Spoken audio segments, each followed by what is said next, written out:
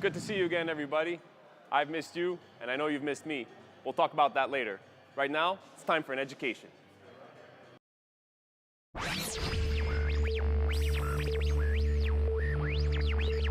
Citalfort. Today's video is a collaboration between myself and our resident machine, Tony. Tony will be demonstrating to us how to properly execute a bench press. So watch carefully, rewind if you have to. This is one for the books. Firstly, foot placement. You want your feet wide and flat on the floor so you can drive off your heels. Secondly, hand placement. Thumb length away from the neural mark here is more than enough. You should not be wider than the outside markings that you see here and here.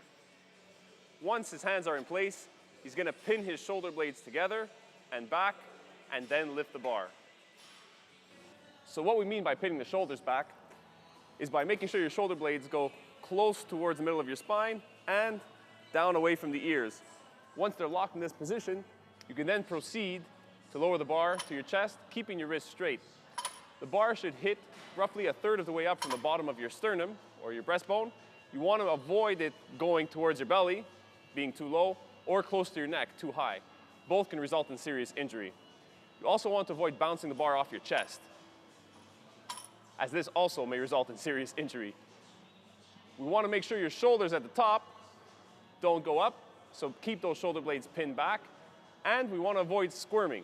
So as he's struggling, he should keep his feet planted on the ground. We don't want to see him moving all over the place, again, to avoid injury. And that's all there is to it. One last tip for everybody.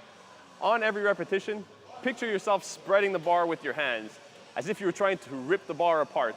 It'll give you a little bit of extra power on every repetition. Well, that's it for every guy's favorite exercise. Stay tuned for Friday as we show you how to raise the bar. Back to the grind, people. Citalfort.